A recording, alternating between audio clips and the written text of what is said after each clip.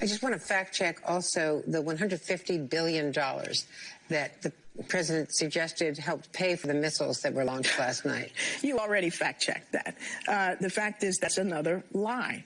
The $150 billion, as you pointed out, was Iranian money that was unfrozen as a result of the nuclear deal, and they have been complying with the nuclear deal. That's not America giving Iran $150 billion.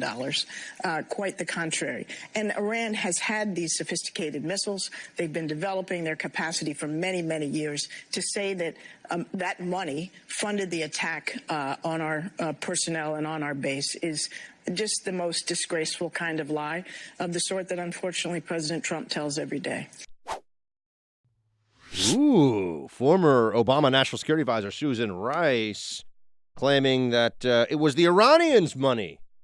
Well, our man David Harsanyi has a thing or two to say about this. He's a senior writer at National Review. He's back with us. David, I'm just going to hand this one to you. Susan Rice says we didn't give them money. The money we gave them was already their money. Yeah. Well, somehow every president since Jimmy Carter was able not to hand that money over because it wasn't their money. We didn't owe them any money. For one thing, of course, that money belonged to the Shah's government, not the revolutionary government that took over afterwards. But setting that aside, you know, these disputes over payment were in front of a court. We had never agreed to give them this money before because it was in dispute. In fact, there's a law, I forget the name of it, but it was passed in 2000, that stipulates that the president would only unfreeze any of this money if the Iranians promised to pay back or did pay back all the money they owed American citizens and the American government. We have a counterclaim for $817 million right now in front of that court. The Iranians are never going to give us a penny. We didn't owe them anything. That's just it's just that the Obama administration decided that they wanted to unfreeze all that money, which John Kerry admitted some of it probably went to terrorism. We know it did. Dollars are fungible, yeah. Donald Trump is probably wrong that ballistic missile that hit that specific missile was not funded by that money. But we would never talk about fungible dollars in that way in any other instance except if it's Donald Trump and we want to pretend he's lying about everything. And I also have to note that of the various ways that the Iran echo chamber was really a stunning situation under the Obama administration. Is, right? Yeah, well, it still is, continues to this day. But I remember I was on CNN. It was actually Anderson Cooper's show, but it was being hosted by that Berman dude from the morning show. And it was me and CNN's foreign policy experts. And I think Gergen was one of them, but I don't even remember now. And some other person who's an idiot that they think is smart, who's supposed to know about foreign policy. And this was on the day that there had been the 4 hostages released and the pallets of cash delivered to them.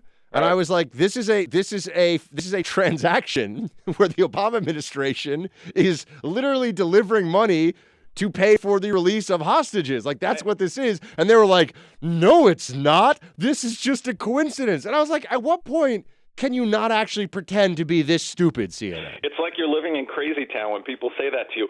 Literally, from 1979 till that day, as a transaction for, the day 4 hostages were released, the money was never unfrozen, never put on pallets in smaller denominations of European currency and sent to the Iranians. I mean, the notion that wasn't a ransom payment is hilarious, and no rational person can actually believe that. I just got to tell you, I will never forget that I'm sitting there and they're like, I'm sorry, Buck, we have 2 fantastic CNN national security experts who do not think it's a ransom payment. And I was just like, I don't know if you guys are idiots or liars or both, but this is insane.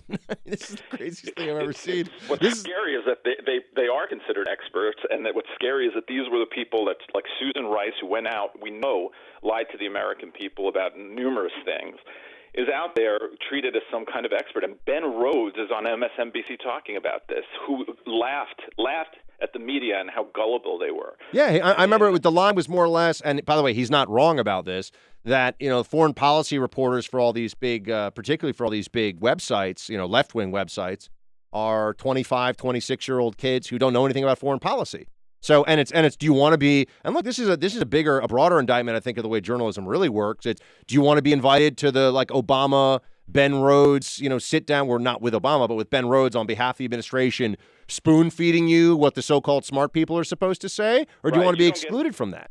Right. You don't get to be on MSNBC or CNN or any of the other places if you're not towing that sort of line. You're not writing for Esquire, and you're not writing for GQ, and you're not writing for, BuzzFeed or Daily Beast or anyone else if you don't toe that line and act like, Iran is the victim here, basically. I mean, it is horrifying. Soleimani was behind the killing of 600 Americans, and the American media spent about 5 minutes talking about that. They spend more time fact-checking the statement by Donald Trump, which is true, than they had on that story. More in fact, and what makes me laugh as well is that they say, it's not 150 billion, it's only 50 billion, whatever. We would know if you would actually report on it. Why don't you go find out how much money it was so we can know? You never reported on that story other than one person at the Wall Street Journal. So anyway, it's really just it's just disgusting, honestly. And what do you think is going to, when we have now this moment after people were all saying, I give Ian Bremmer credit, for example, who's a Democrat, but he's a smart Democrat. He's like, look, this is a win. This Qasem Soleimani thing, as of right now, is a win for Trump, and anyone who says otherwise is kind of deluding themselves. But this is really, I think, a circumstance where Democrats were rooting for terrible things to happen in a way that was deeply unseemly. I really think that's what was happening. Yeah, I mean, I hate to say that, but it felt like it, at least from the more sort of, aggressive anti-Trump types, that they were hoping for that. But listen, I just don't see how anyone can say that this situation didn't work out in our favor. The deterrent is there now, obviously, and hopefully remains. Just because you weren't reporting on the deaths of American soldiers and the things that were going on, and the things Iran was doing to circumvent the Iran deal and so on, doesn't mean it wasn't happening, and it was. And I think that we saw yesterday with how those missiles missed everything important, that Donald Trump, that they're nervous now about the United States, and they should be. So, there are a few people at the Brookings Institute and elsewhere who admit this, but there's, everyone's opinions on everything are driven by Trump, and it makes them blind, and it makes them say very stupid things quite often. Yes, that is absolutely the case. I'd agree with that. And before we let you go, David, I want to transition to get into some political stuff in a second on the show, but I feel like there's this separation where people think of Bernie Sanders, Elizabeth Warren, and Elizabeth Warren is supposed to be so much smarter than Bernie Sanders. Is she, though? I put this out. She's supposed to be the sort of more policy wonk and everything else, but why? Because she teaches at Harvard? We all know how that happened. I mean, why is she so much smarter? I don't think she's smarter. I mean, I don't think people are dumb. I just think they're wrong about everything in very serious ways. I guess they view her as more a realistic option, and that makes her smarter maybe in a way, though I don't know that that's true either. I think Democrats, or many Democrats, are more and get excited about Bernie Sanders in ways they would never get excited about Elizabeth Warren. So I don't know. Do you have a serious concern, or I don't know if you call it a concern, but I mean, how seriously do you take the possibility of Bernie Sanders really being the nominee, at least? I take it very seriously, actually. I know Biden's up there, and I probably he will pull through and be the candidate, but he's a mess, and he's never been a good politician. People forget that. So anything can happen. He can say something incredibly stupid tomorrow, and it can maybe sink his candidacy, and then who's going to win? I don't know. But I think Bernie could, and then I think Bernie could become president. I don't think he will, but he could. I mean, he's going to win New York. He's going to win California. He's going to win all those usual states because Democrats are going to vote for a Democrat, even if he's a communist. There we go. If we had to pull a soundbite from Harsanyi today, Democrats will vote for a Democrat, even if he's a communist. I've been calling Democrats communists forever as a joke, and now it's like I actually have to transition. Oh wait, no, hold on, because I'm part of the group here. By the way, I've always hated calling them liberals because I think that's an intentional misnomer, and that Absolutely. we shouldn't do that. I mean, it's an incorrect description of their political system, their political beliefs. But I've been calling them so. I mean, how is the Democratic Party not socialist these days? Along the lines of European socialists? Yeah, by European standards right now they are. I mean, they don't want to take the means of production tomorrow, but I mean, that's where we're headed. And another quick thing, if I can, they call themselves democratic socialists. Well, yeah, because you're in a democratic country. You can't take over through a coup. So, of course, they're a democratic socialist now.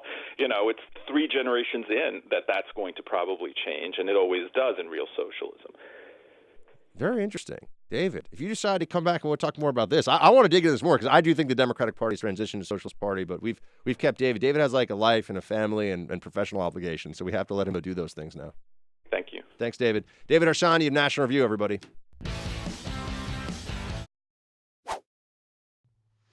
By 2028, no new buildings, no new houses, without a zero carbon footprint. By 2030, trucks, light-duty trucks and cars, zero carbon footprint. By 2035, all production of electricity, zero carbon footprint. We do 3 regulations. We can cut our carbon footprint by 70%. These people are nuts. You need to remember that. Zero carbon footprint by 2028. No new houses, no new buildings without a zero carbon footprint. I want to know. People who have just a very basic understanding of economics and markets and how stuff works. We have this concern, it's a real one, that there are housing shortages in cities, particularly, very large major metropolitan areas where you either are in government subsidized housing or you're in super expensive housing. And it's very difficult to be somewhere in between. That's a real thing in places like New York and San Francisco. But is that because there's no market for housing for people who are making, $40, $50, $60, $70,000 a year? Or is it because the government makes it very, very expensive and hard and difficult for environmental reasons, for the regulatory impulse they have to zone areas and determine what goes where and what you can build and how tall you can build, and what is really the problem? It's not that there's no market. It's not that people don't want to have houses to live in that they can afford, that they like. It's that if you make it incredibly expensive and difficult to build housing, people don't do it. People decide to do other things with their capital. The Democrats, the socialists. I really like that. Harsanyi he's coming along on the Buck team there with, these people are socialists. They just don't have the power yet to go full socialism, but they're socialists. There's really no question about it at this point. Elizabeth Warren gives you certainly a very good sense of that. That's why when she talks about how we're going to have a zero carbon footprint, who's going to assess that? And what would that even mean? How is it possible to have a zero carbon footprint building? Well, what are they going to do? Any process of delivering the construction materials, the energy used to construct the building. Zero carbon footprint, this is a crazy idea. But there are other things that she says that are just either crazy ideas or flatly untrue. You can take your pick for which one it is. Here she is on how we're going to get to Medicare. Before I can even let her talk about Medicare for all, let's understand this. Medicare for all is not really Medicare. It's, in fact, more than Medicare, because Medicare has cost sharing, has co-pays, states kicking money. There's a whole lot that goes, and Medicare doesn't cover everything, as people who have it know. And even even Medicare with those restrictions is too expensive from a budgetary perspective. People take out twice what they pay in over the cycle of their working years. And here is what Elizabeth Warren says about it nonetheless. Play 21, please, sir. Let's talk for just a minute about full health care coverage for everyone. Part 1.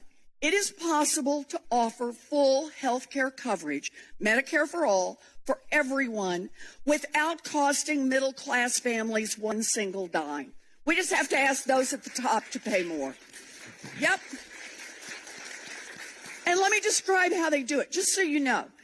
It's you increase the taxes on the top 1%. We can do that. On the big corporations like Amazon that are paying nothing, we can do that.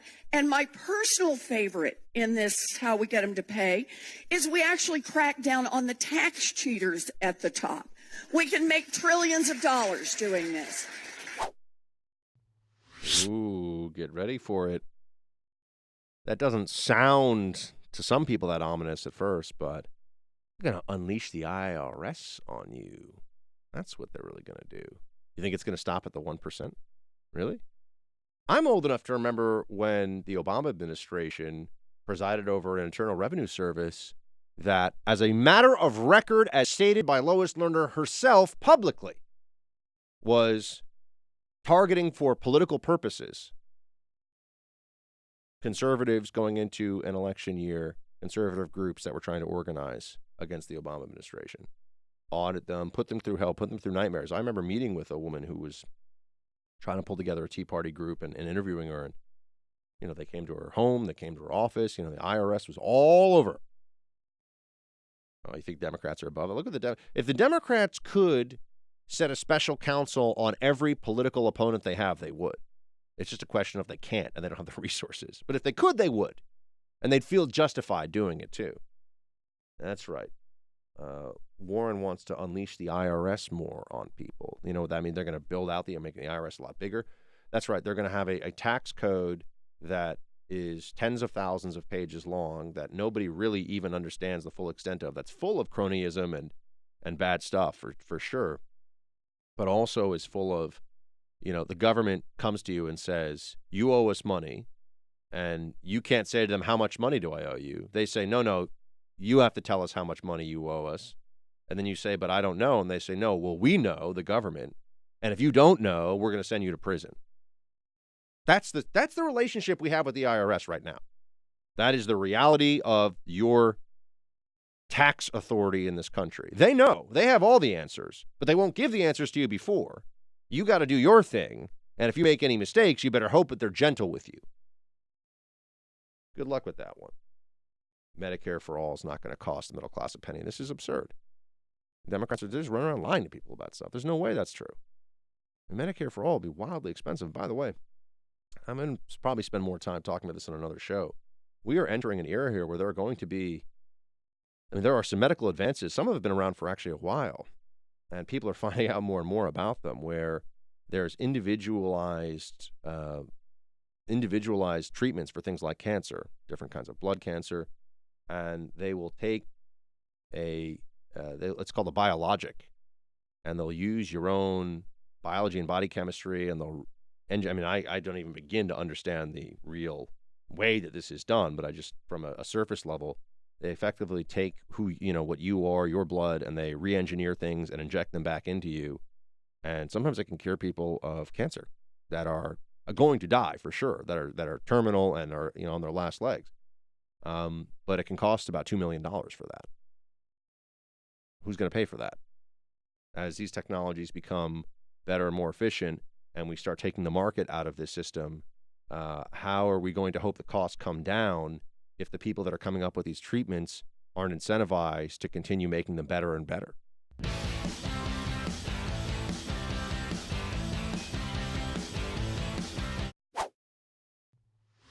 And today I'd like to address another fact that the president tries to deny.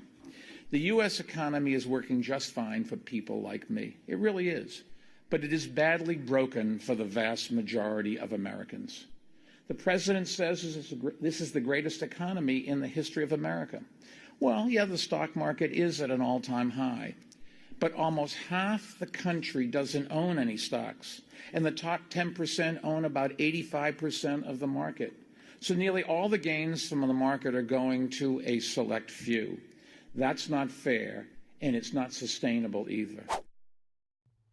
I'd want to know, what he's saying here is technically true about who owns stock, but Bloomberg is smart enough. He's a smart guy. He's obviously a legitimate, self-made, multi-billionaire. He also knows, though, if you have a police pension, teacher's pension, stock market matters a whole lot to you. The only way those obligations can be met is with those pension funds going into the market and drawing yield. So the market affects a whole lot. And if you're trying to get a job for a company, does the stock price of that company matter to you? It does.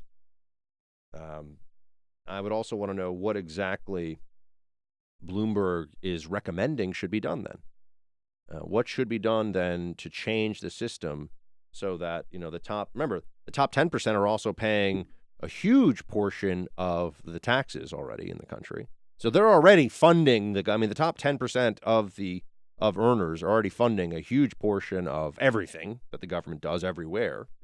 And you've already started to see this. And look, it comes up for me, here in New York City, you're just getting crushed with taxes.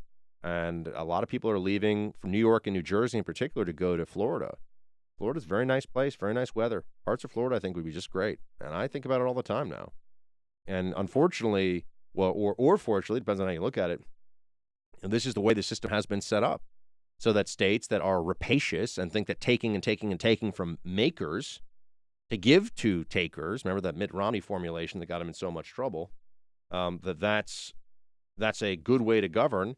Those states start losing tax base. I think there was a switch from New York, I think, lost $15 billion. I forget what the period of time was in tax revenue that went directly to Florida because people moved to Florida.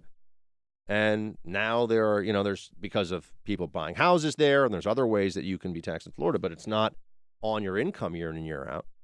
So some states are doing quite well as a result, and some states are doing badly. But Bloomberg here is being disingenuous. I mean, Democrats keep mismanaging all these wealth centers and all these places where there's an accumulation of capital, of human capital, of financial assets across the country. And then they just start siphoning off and siphoning off and siphoning off. And these places deteriorate and there's flight from them. And they don't ever learn the lesson that maybe that's not the way that you should be governing. Maybe that actually has negative consequences, not just for the people who are getting siphoned off of, but also for those that you're hoping are going to build their way up the ladder. And if we're going to talk about and when they say the economy is not working for everyone, I mean, what does that really mean? I mean, what would an economy that's working for everyone look like? And here's a fact. I mean, in every society, in history, always and forever, there will always be some who have more than others because that has always been the case. So what does an economy that works for everyone look like? Are we going to say that we want to be Sweden? Because you have very, very few people that do really well in Sweden. So you want to tell everybody you can't really have the pursuit of your hopes and dreams professionally, financially, personally, because the collective is going to need a bigger piece of what it is that you have. If you're really looking at the ways in which things have gotten harder, boomers are having future generations pay for all their stuff now. So that's one. Look, I mean, it's just the truth. That's what's happening. That's what the system of redistribution we have is really doing. That's where most of the hole in the budget year in and year out for this country comes from. You have education systems now, or rather you have the elite educational system, universities and colleges have become wild. What has become really expensive? Going to college has gotten really expensive relative to what it was even 2 generations ago. Really, really expensive. And healthcare has gotten more and more. Healthcare is now really, really, really expensive. Now, those are 2 areas where you can draw a direct line from what is happening to government regulation, to government imposition in the markets, deciding what should happen. And, by telling everybody you can take out, you don't need any credit history, and, anybody can get a loan to go to college, and everyone should go to college. So everyone's taking out these loans to go to college. And guess what? Universities say, oh, okay, well, everyone has the access to the capital now, so we'll make tuition $30,000, $40,000, $50,000 a year. There you go. That's pretty easy, isn't it? And then we start on the healthcare market and the way that we keep thinking about how we can take what's already there and give it out to more people more efficiently instead of setting up ways for the market to become more efficient and better so that there's greater access through the market. You want doctors motivated to show up and put in long hours and give good care because it's in their interest to do so. You can mandate it as much as you want from government. I mean, this is just a simplification of the whole problem with the healthcare system. You can mandate it all day. Doesn't mean it's going to happen. You're mandated to get assistance from the DMV. Doesn't mean that's going to work out well for you. So this is the way I would expect more from Bloomberg. But look, he's got to play the populist card now. He's got to get the middle class. Everyone's always fighting over the middle class. It's just populism. It's just a form of the most voters. Most people think of themselves as middle class, so you appeal to the people that you think you can get votes from. And you tell them things that aren't true. Bloomberg should know better, but I think he does know better, but he's just being a demagogue here. No surprise.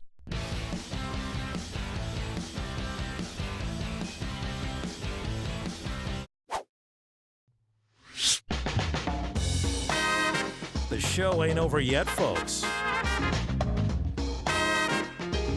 Keeping it real. It's time for roll call.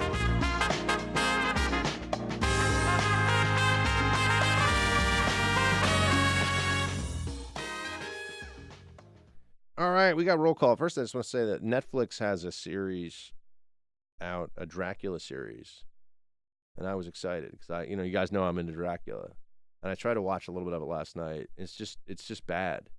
How do you make a bad? And by the way, they're trying to keep it pretty true to the novel, the Bram Stoker's original novel, and it's just not well executed at all. And I get so angry because I'm like, why can't they do this? Why can't they make it look cool? Do you like anything?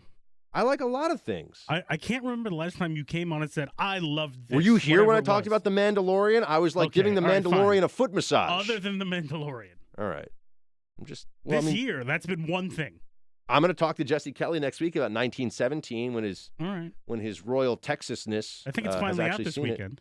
Well, it's out nationwide this weekend. Yeah. Have you seen it yet? No. I mean, it was only out in Manhattan, really. It's good. Yeah. You should see it. So we can also get your take on it. But, it's not Saving Private Ryan good, but it's good. It's good. Yeah, Mandalorian was great. I mean, dude, anyone who saw The Witcher knows. One of our actual producers at Red Seat, they agreed that The Witcher is just terrible. So The Witcher is really, really garbagey.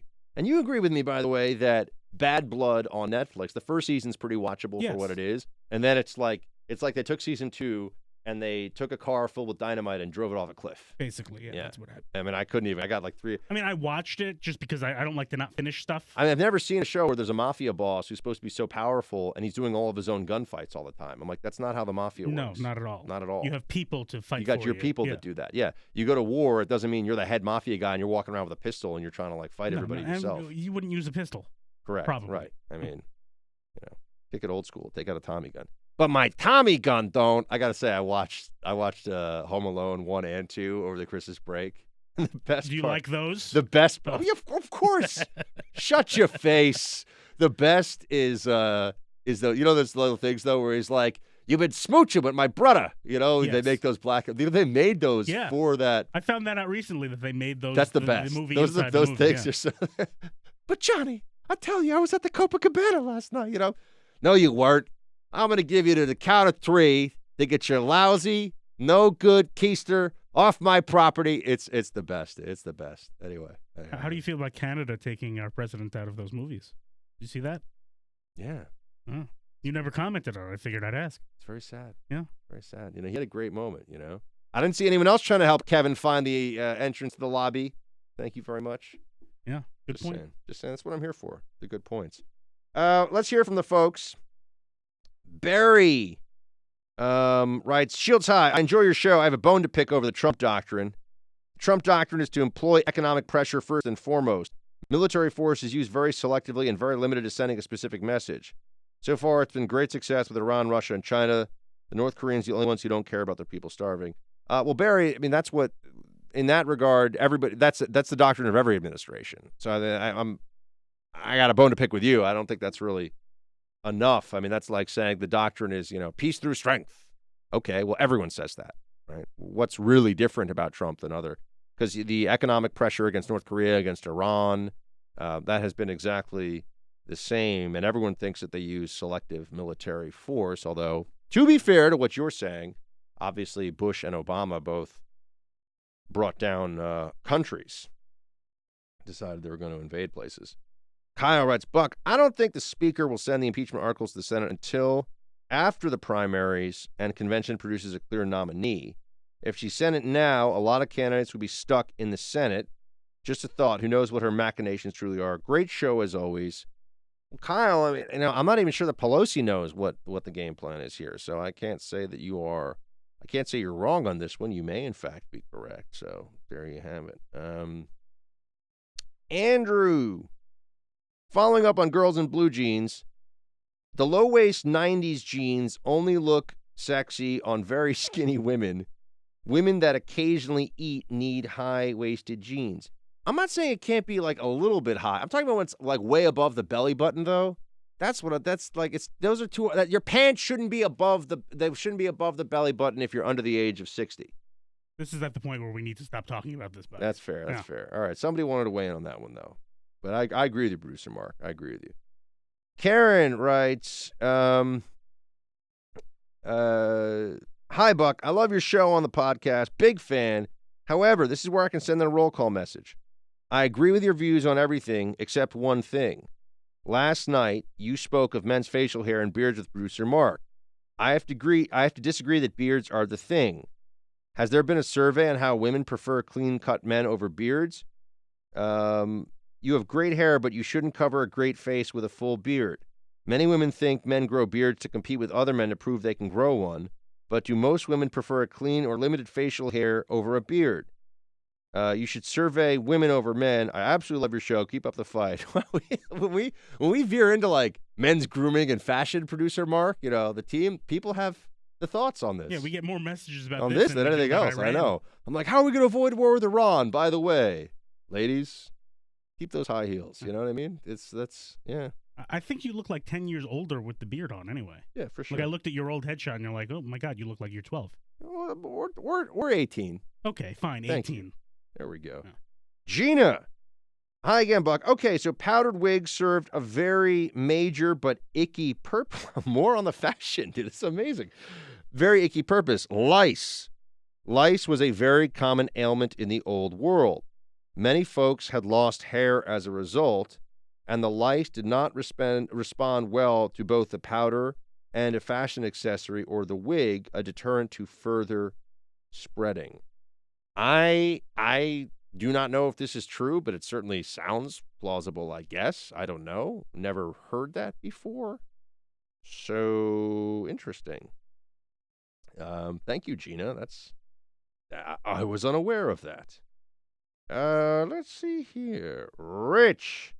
Hey, Buck, maybe this has changed by the time you get this, but I found it odd that Trump didn't make a reference to the Ukrainian plane crash, not even a somewhat basic condolence, no tweet either, with Iran reportedly unwilling to release the... well, Rich, I think we have addressed this now on the show, and that I think Trump was waiting. I mean, look, I knew that this was a missile strike.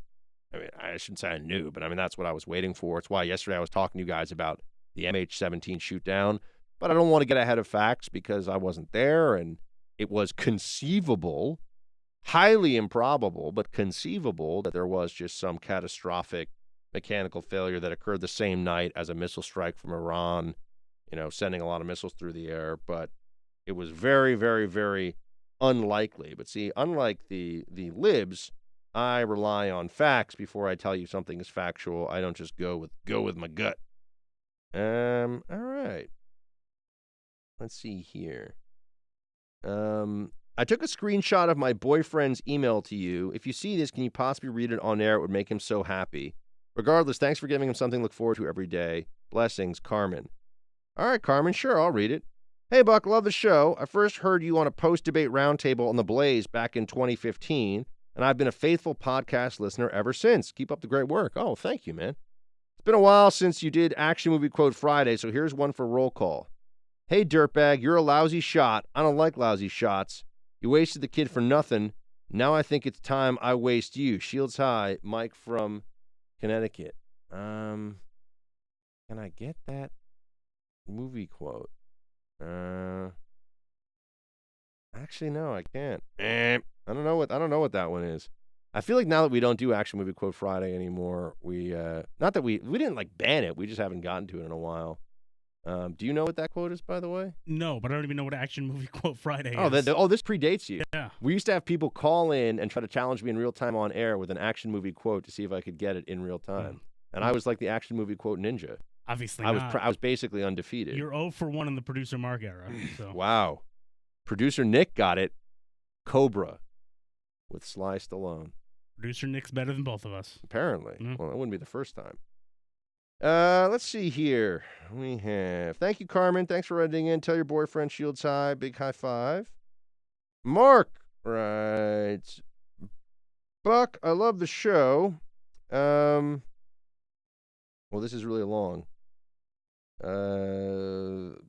Whoa, team, Shields High. Mark, I don't have time for this one right now because we only got about 20 seconds left in the show. Man, the show flew by today. Is tomorrow Friday? Good heavens. Merciful heavens. Tomorrow's Friday. We'll have to see how that goes. I watched Lady and the Tramp. That's where Merciful Heavens comes from. It's a great Disney flick, by the way. You know? Well, he's talking to me. You know, when he does the whole, this is the night, is a beautiful. It's a great. Go watch Lady and the Tramp. It'll put a smile on your face. Great movie. That's the show for today. Shields High.